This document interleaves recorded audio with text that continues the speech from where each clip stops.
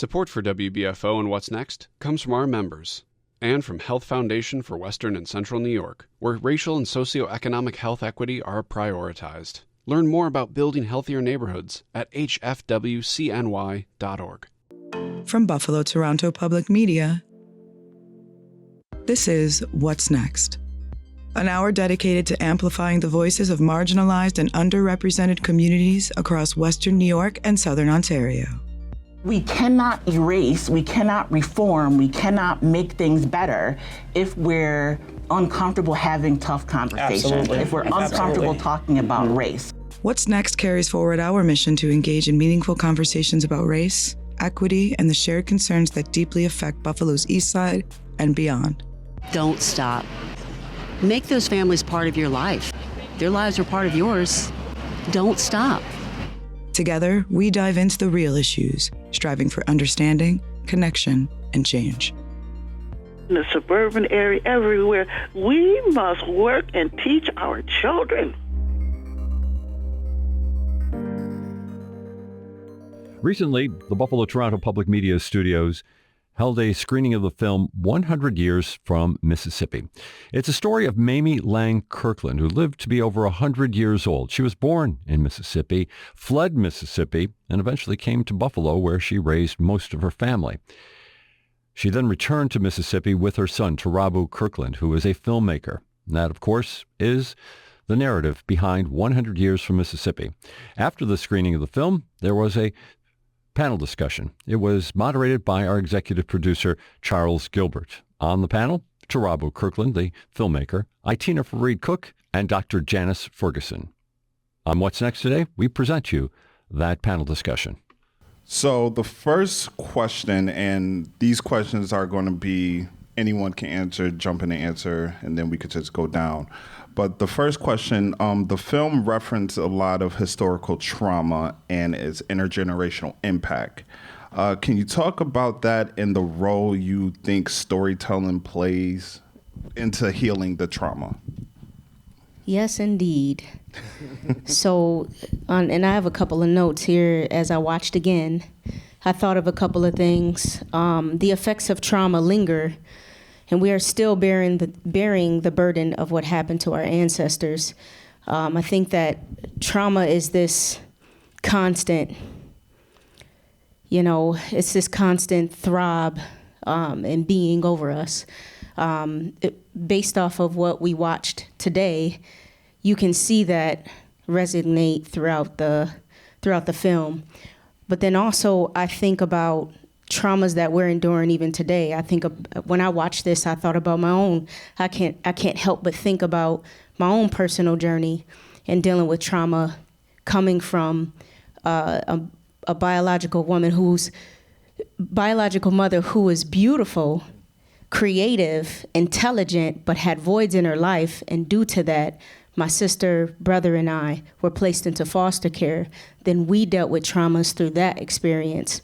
And how even today, being a mother, being an educator, an entrepreneur, carrying the weight of that trauma still, and having to navigate through life and through these different spaces and arenas to deal with it. It never leaves you.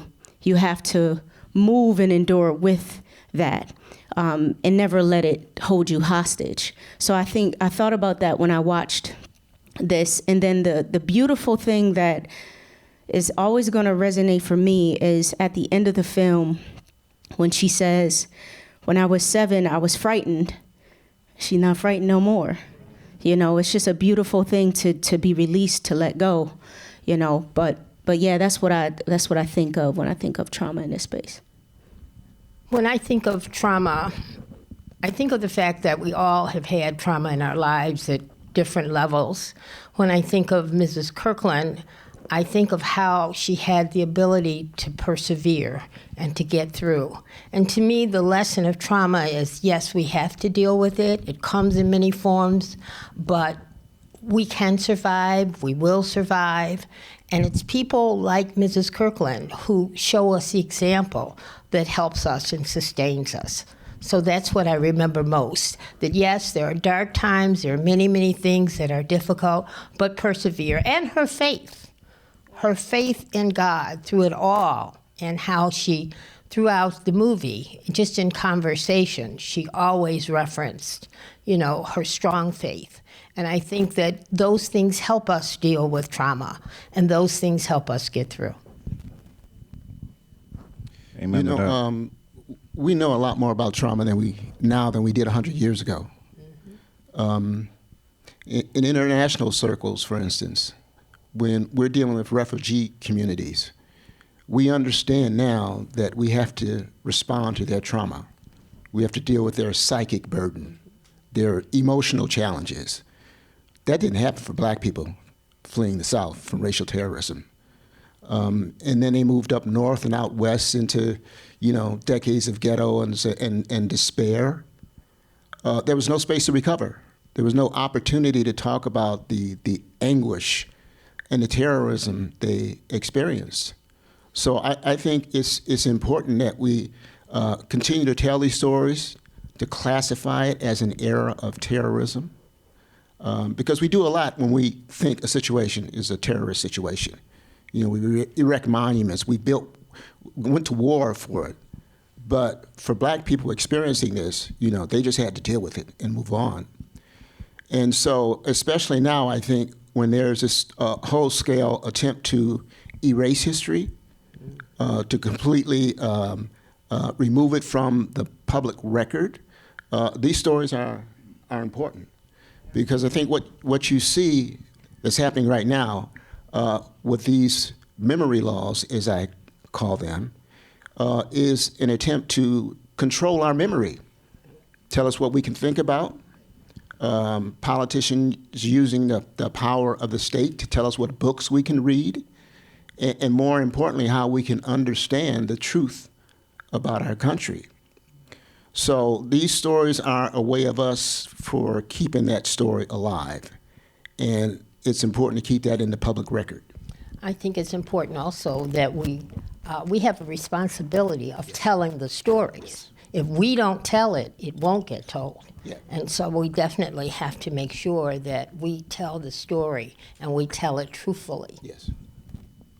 I completely agree. Now, during this film, there's a lot of stuff about, us remembering our history. And I know for me personally, when the What's Next team had traveled to Charleston, we traveled to Charleston, South Carolina, and I remember going to Sullivan Island, which, for those who are not familiar, Sullivan Island is the last spot that slaves were before they were auctioned off. So I bring all that up to ask the question of how does memory inform us, particularly as we remember each time we visit a story, a lesson from our past? Well, I think memory becomes our pathway to liberation, because it informs us of what we should not repeat. That's why I think, I have a lot of respect for the Jewish community keeping the story of the Holocaust alive, but it's also why it's so painfully devastating to witness what's going on in Gaza today, because we need to learn from history and not repeat its disastrous effects. We need to learn from it so we can get stronger from it, be better caretakers of our communities, but not fall into that trap where we repeat what's harmful. So our memory is our teacher, hopefully, but tragically not always. The other thing that came out in the movie that Mrs. Kirkland reminded us of, things happen over and over and over again. And so it's how we deal with the experience and going forward. Because throughout her life, she was constantly challenged. She said, this is just like, Mississippi, or I've experienced this again. So it's not a one-time kind of thing. It's a life experience, especially if you're an African American living now in this country. We can all identify with tragedy. We can all identify with some experience that made us feel less than, or we weren't treated right.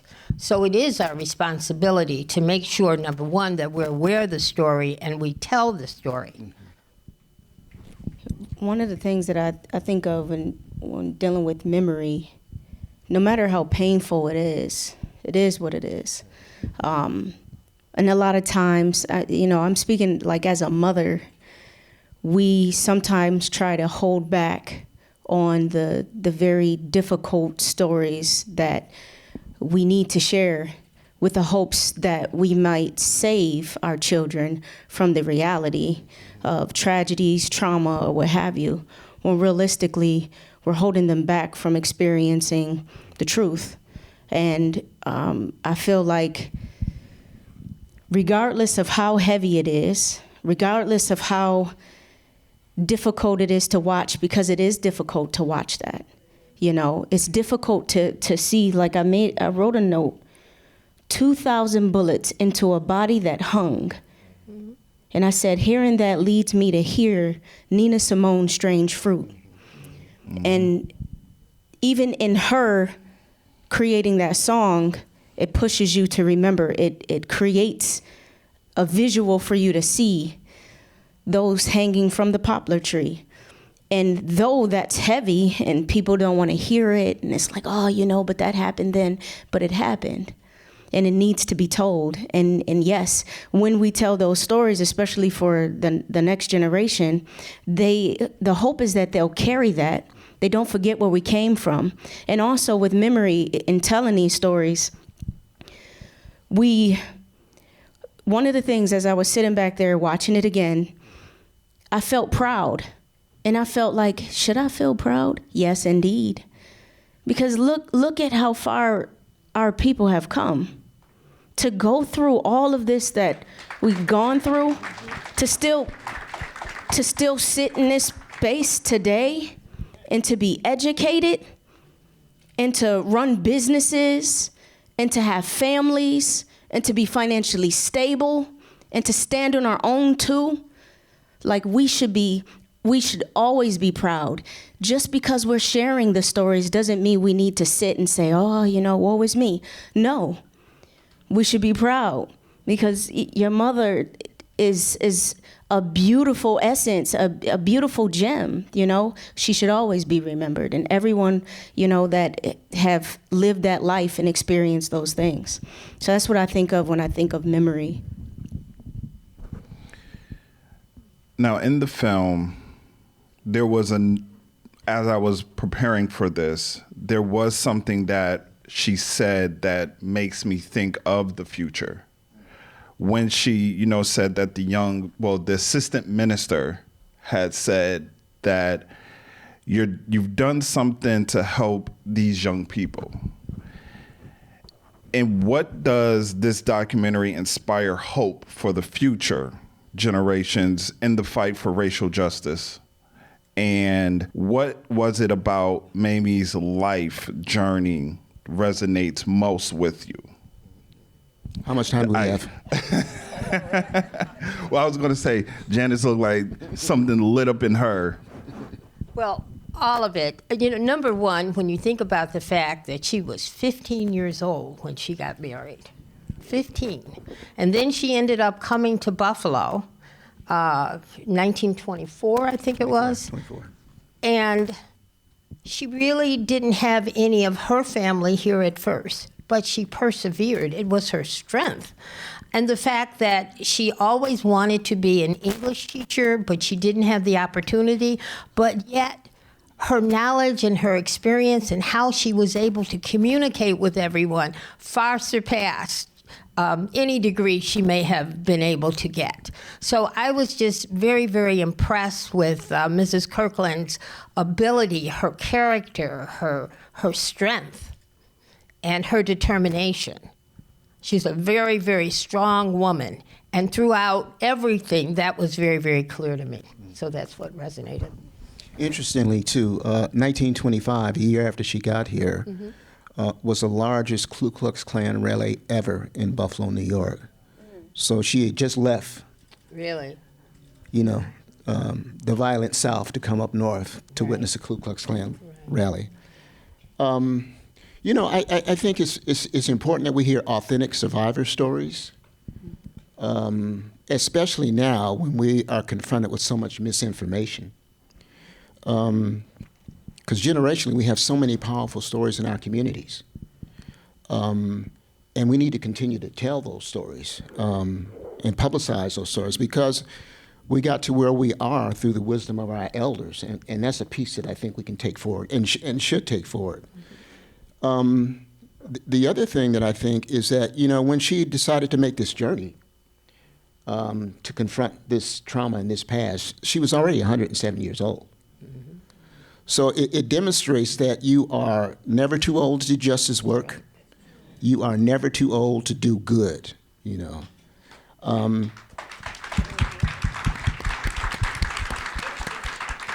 And I think she also realizes that her story, which is a family story told around the kitchen table, was connected to a much larger story, a much larger context that was connected to this whole legacy of slavery, and that her story was a part of that story.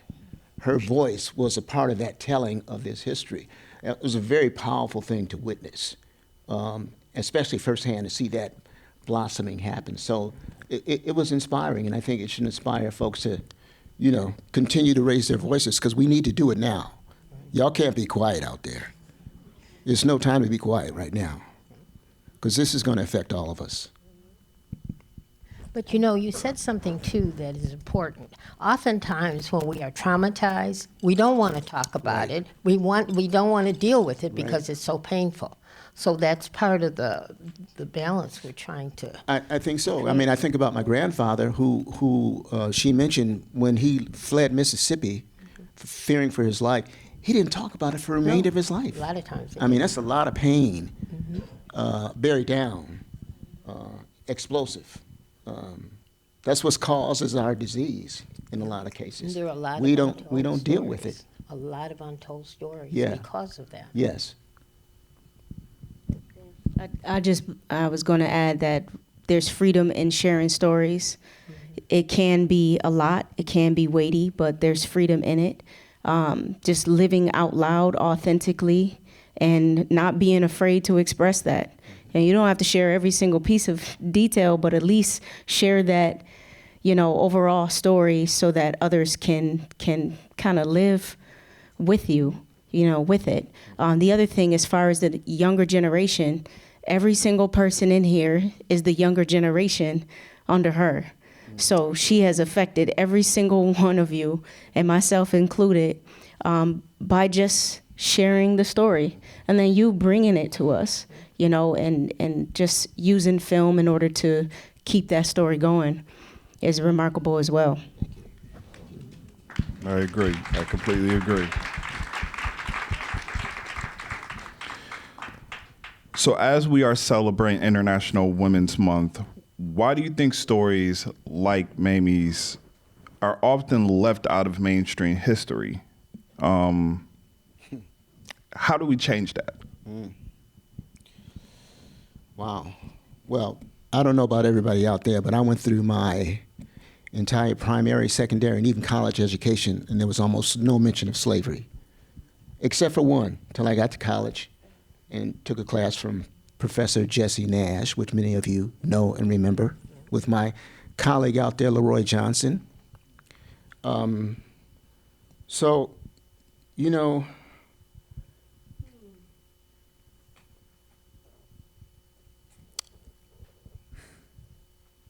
excuse me.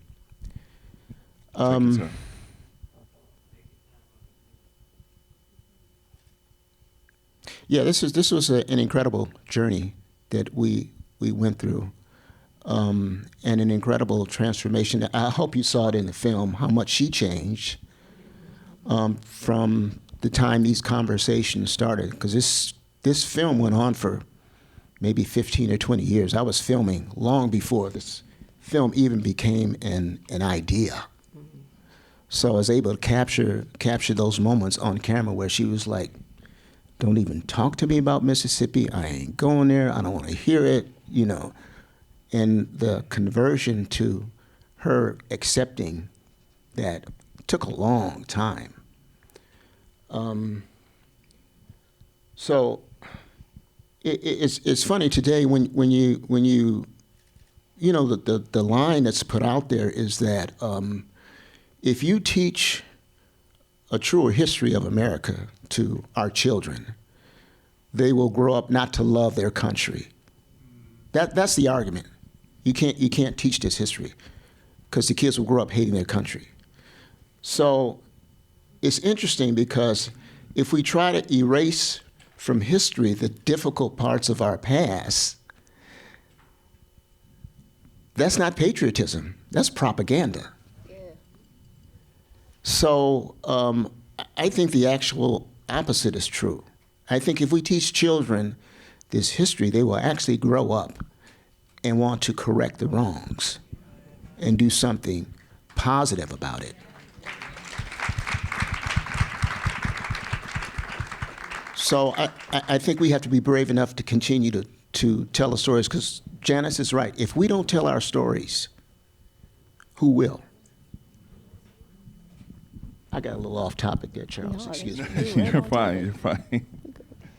I just want to add to not add, but share my thoughts as far as when you were talking about why are these stories, you basically said, why are these stories not being told or could be not shared? I think it's to your point, the more that we don't share, the absence of an understanding of a truth, which then causes a lot of young people or younger generations. And when I say young people, I'm not talking about just like 8-year-olds and teenagers. I'm talking about like us, the young, you know, this generation. We will have a hard time having a connection to our ancestors, but we'll have a difficult time with identity. I can't help but just think about the way that I dealt with my own personal life. Being separated or displaced from my biological family and not knowing them, or, you know, I knew of them, but not knowing them, knowing meaning experiencing and being around them, regardless of, you know, the difficulties that they're facing, the negativity that may have occurred and the things that have happened. But growing up with the absence of knowing made it difficult for me to understand who I wanted to be, who I am going to be, what am I going to do, who do I look to? I looked in the mirror, I looked just like my biological mother, but who is she? No one told the stories until I got older. When I got older, I began to realize how intelligent my mother was. And so that juxtaposed to hearing your mother had issues with drugs, or your mother did this, or your mother did that, or your father wasn't around. Me learning, and regardless whether you're telling me the good or the bad, give it all to me so that I can decide who I'm going to be in this life. And I think that that's what we need to do with our younger generation. Stop sugarcoating things to try to save them from the truth. They need to hear the truth so that they at least have it and decide what are they going to do with it, you know?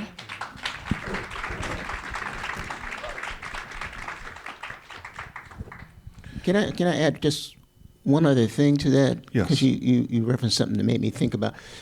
Let us not forget that we are still in this country stuck in this denial philosophy. It's a philosophy of denial. And so there's always this talk about getting to the next place, getting to reconciliation. Well, you cannot have reconciliation until you have truth. So if you're in denial of truth, it's going to make it real difficult to reconcile anything.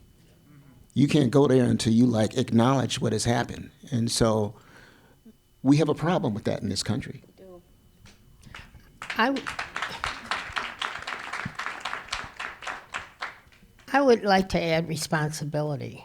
We have a responsibility to make sure that, number one, we know our story, we know what happened, and we have a responsibility of making sure that that information is shared, not only with the younger generation, all people. If our story isn't right, then who corrects it?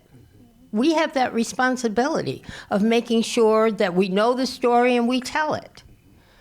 And so that's what I look to going forward. There will always be the case where people will try to make it different or whatever, but that does not remove the fact that we first have that responsibility of making sure that we know and that we tell. Yeah, absolutely.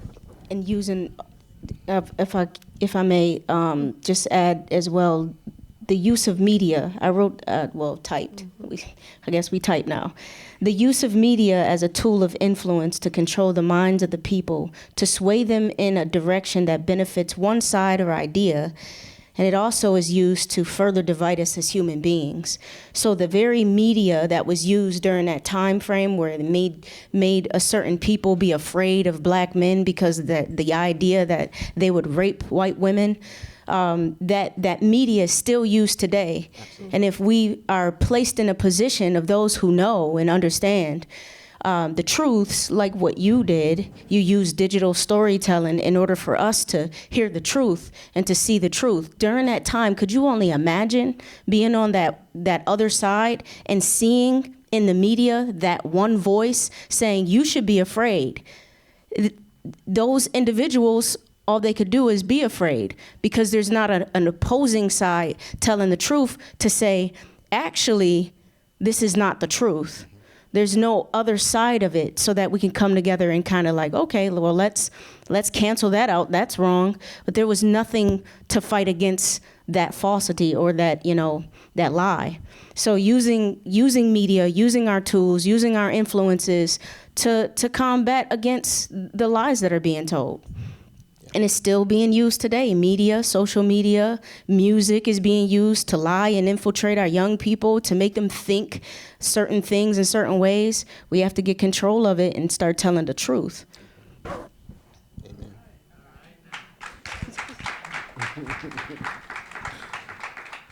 So 2 more questions, and then we will hopefully get Q&A from you guys.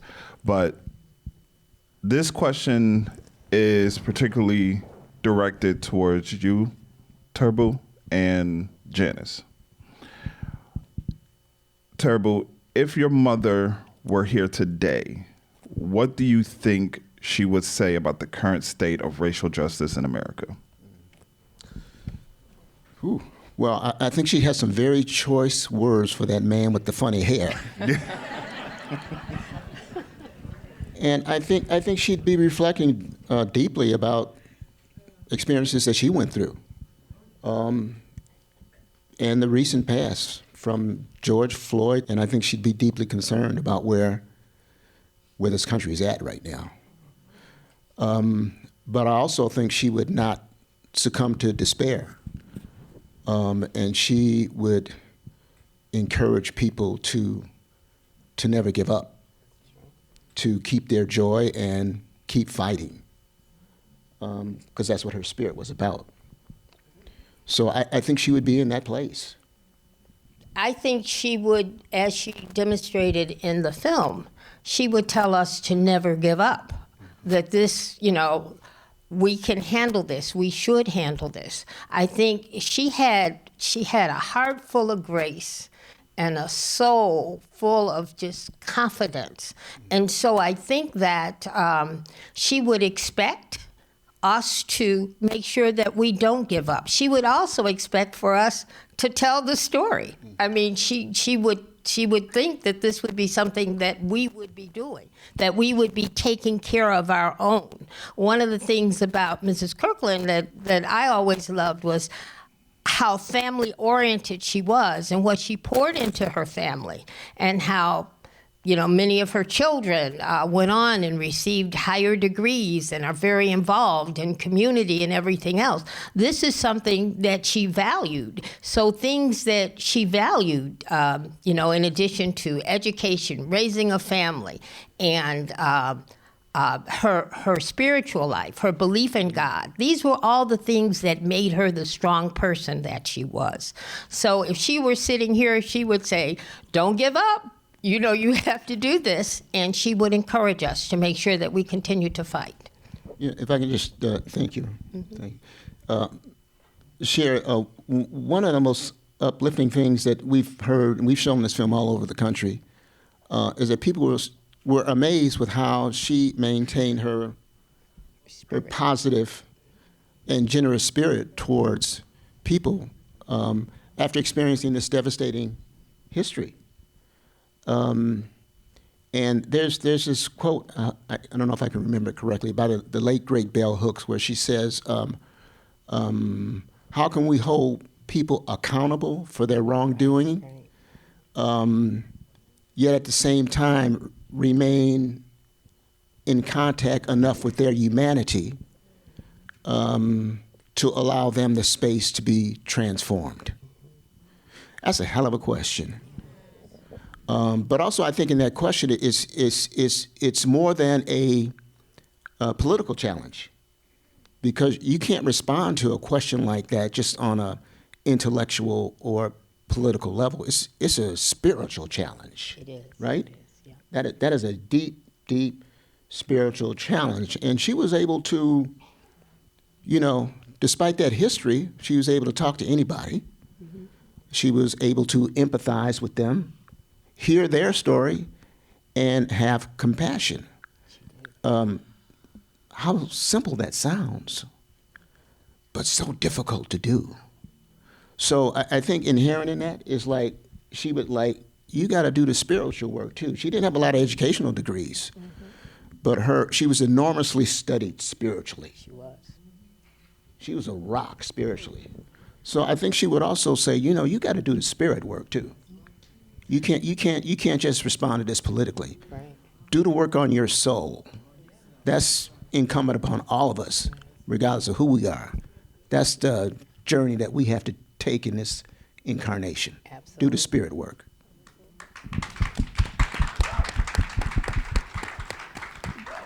The other thing I would add is that I was impressed as a woman how she constantly was engaged in things. I mean, later after she lost her husband and she decided she was going to sell Avon. So she was traveling, all over the city. So I whispered and I said, did your mother ever drive? And the answer was, no. She said that's how she got her exercise, and she walked all over the city. So I think it was not only her strong faith, it was that she wasn't comfortable in not doing something and not being engaged. And I also love when you were talking about the Avon, when she said, oh, no, I don't need a computer. I'll figure this out all by myself. And so that example of, doing good and continuing to reinvent and to make yourself purposeful, I think, is a wonderful legacy that she left us.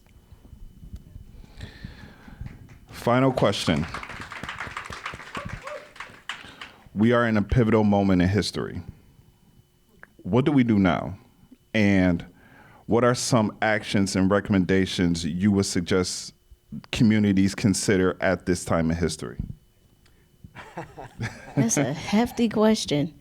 To be honest, I'm a firm believer in this idea of having a human first mindset, loving people. For me, I just want to love God and love people, right? Amen. One of the things that she said that stood out the most is that she never had anger towards white people, no issue with color, bad people and good people. What good would that do me? You a person and I'm a person. What do? We do the best we do the best that we can with what we have. I think for me, understanding the talents, gifts, and skills that I have, the education, both lived and learned, in what ways do I utilize that to support my community? If I focus on that, focus on, this idea of focused from my company, FOKUSD is how I spell it. F being the foundation. What's your values and beliefs built on? For me, it's faith. God is the foundation because he is unchangeable. I can always rely on him. There's nothing changing there. The O is the optimism. Glass half full. The K is the knowledge, lived and learned. How do I utilize my knowledge to help my people? My people meaning all people. The U is being unwavering, regardless of the circumstances, regardless of what's happening, coming from a city that's deemed to be one of the poorest and growing up on a side of the city that's deemed to be one of the poorest. But okay, and I'm still going to flourish, unwavering, and being strategic and dedicated. We utilize these, or for myself, I utilize these principles, not only those, but those that are in the Bible, and I continue to love God and love people. Now, of course, you can go on this other space of, building initiatives, and that's important as well. And creating, opportunities for other people. You can do that as well. But it starts with you. It starts in here. It starts with your foundation. And then from there, you're supposed to go and grow. So that's my mindset on what do we do now. Take care of you and let that outgrowth happen.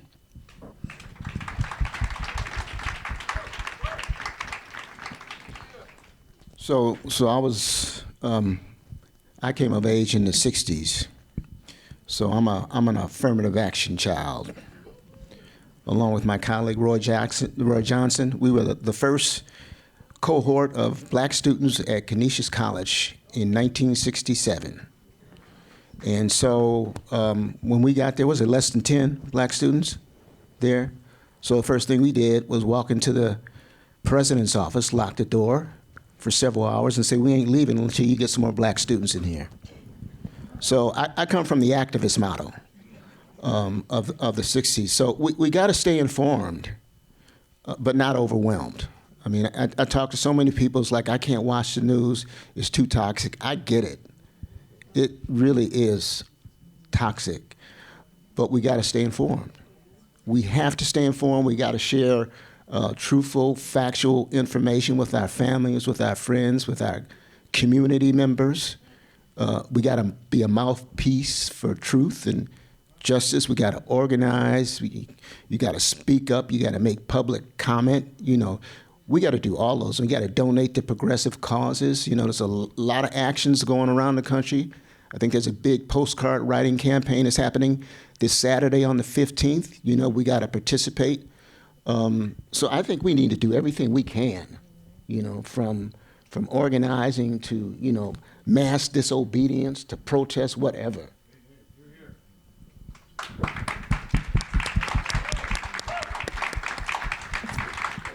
I just feel like saying ditto, because really it does start with us individually, then it starts with our families, it starts within our community, and it's all the things, and then connecting with community support groups that are doing things. I was thinking about Mrs. Kirkland when she came to Buffalo in 1924. Mm-hmm. There were 5,000 black people in the city of Buffalo, and most of them lived in the Ellicott district. Right. But that district, there was a positive side to it. I don't want us to leave not thinking about that. There were 15 black churches then. There were organizations that received people coming in from the South and helping them. The churches played a large role. There were newspapers. There was print then. As a matter of fact, one of the Criterion was in operation then. So the point is, we need to make sure that we're supporting within our community, too, the things that we want to push forward, because that's also, but it's different levels that we have to make sure that we're engaged in if we want to bring about a change. You've been listening to a panel discussion held in the Buffalo-Toronto Public Media studios following the screening of the film 100 Years from Mississippi. That panel included filmmaker Tarabu Kirkland, Aitina Fareed-Cooke, and Dr. Janice Ferguson. It was moderated by the executive producer of What's Next, Charles Gilbert, and Charles is here with us in studio to talk a little bit more about 100 Years from Mississippi. Charles, thanks for joining us. Thank you for having me. It's weird, per se, to be, sitting across from you in the studio, not being in the control room, not yelling, but telling you, giving you cues and everything. You're out of control for the next 10 minutes here, and are the source of our discussion. I want to get into a lot of things, but first of all, let's talk about the film.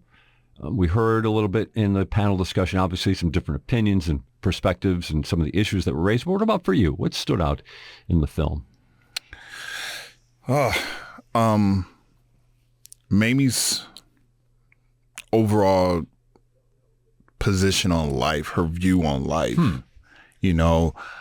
Growing up in the Deep South, growing up in Mississippi, having to deal with all the racism and injustice going down there, and throughout her whole life, she didn't have anything negative to say about, white people. Okay. Like, she even said it, she doesn't hate people. We are all people. Like, she was doing a gesture when she was like touching her hand. It was like, we're the same,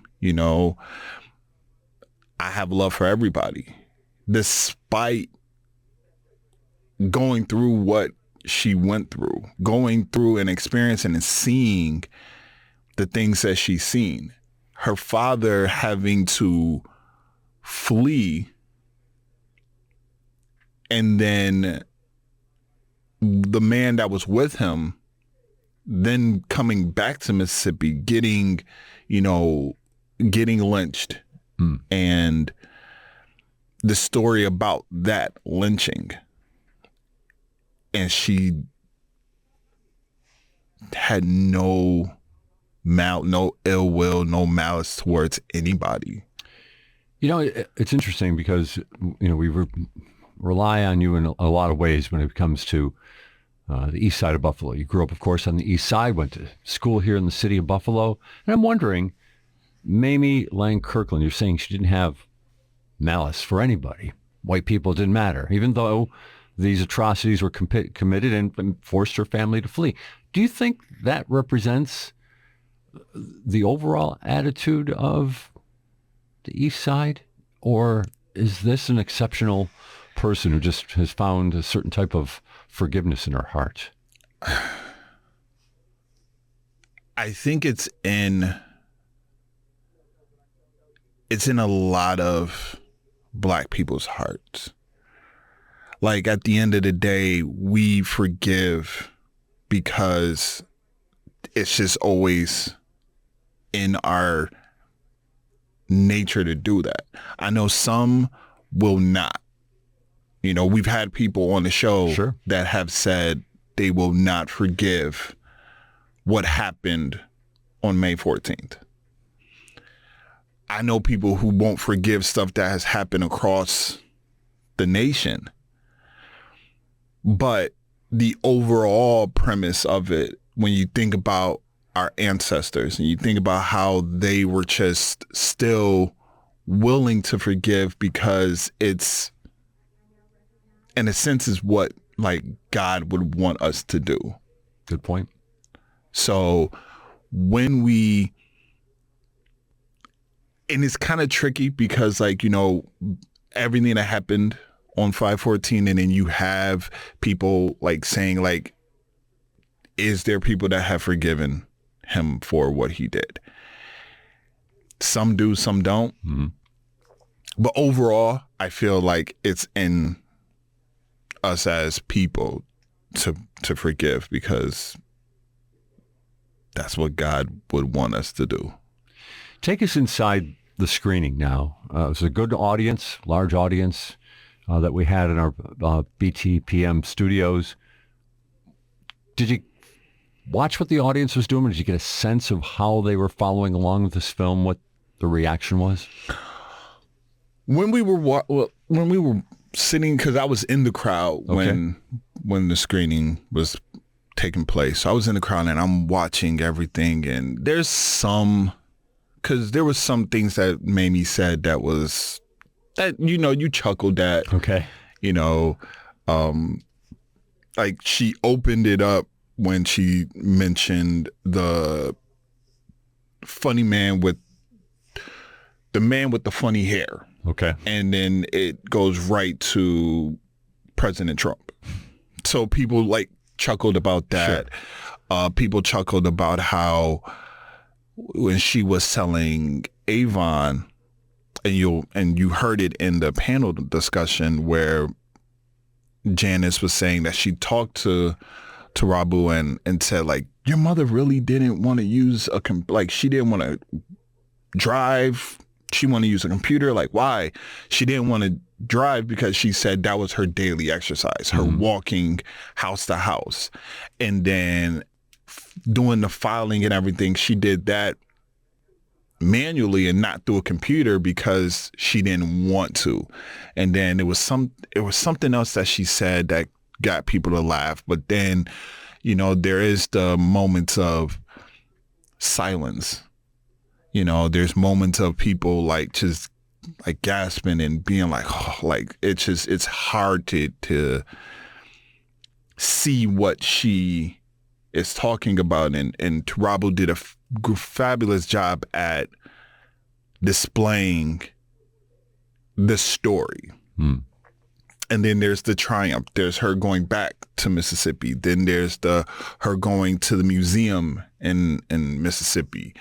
And just seeing how she was just lit up with, in a sense, with joy, because it's like, wow, I'm back here.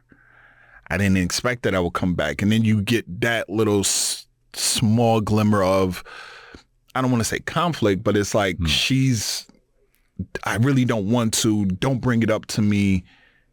But then starts to, okay, maybe God wants me to go back. And then she eventually goes back. And the audience was very in tune with the story, especially because it has roots here, obviously. Right. So, and whenever you have something that has roots to the location, it kind of, you get more of that interaction with the audience. I want to talk a little bit about the roots, or explore that just for a moment here. Of course, as we mentioned, Tarabu Kirkland is the son of Mamie Lang Kirkland. He's the filmmaker for 100 Years from Mississippi. You got to sit on the panel with him and moderate, but at the same time, you also talked to one of his sisters, right? As when the show was over, the panel discussion, everything was over, and everybody was getting ready to leave, she happened to come up to me. It was one of his sisters, and she was talking to me and Sylvia Bennett, and she was explaining to us how her kids never met their grandmother. But whenever because they heard stories about her, so whenever there was something of racial injustice or something going on, they will go to her and say, what would grandma say? What would grandma do? But what threw me for the curveball was, as I was looking at her, she looked just like Mamie. Wow. Like it was though as if Mamie just came off the screen and was just right there, you know?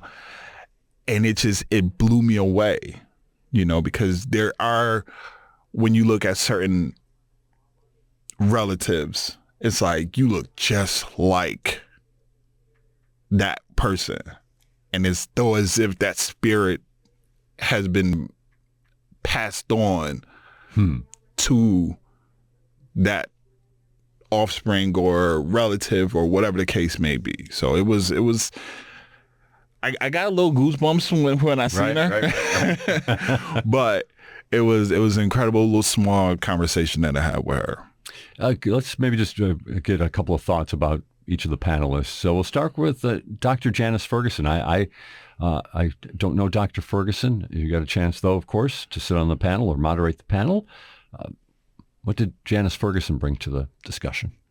Well, she knew her. She knew Mamie, so there was more of that insight of the personal.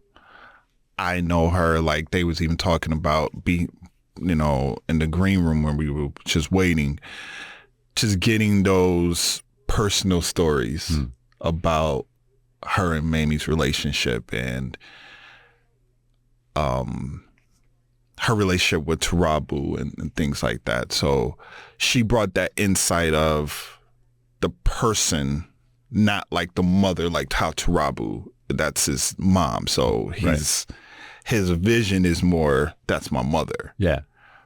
She's more like, that's a friend. I know her personally. I had these personal stories with her.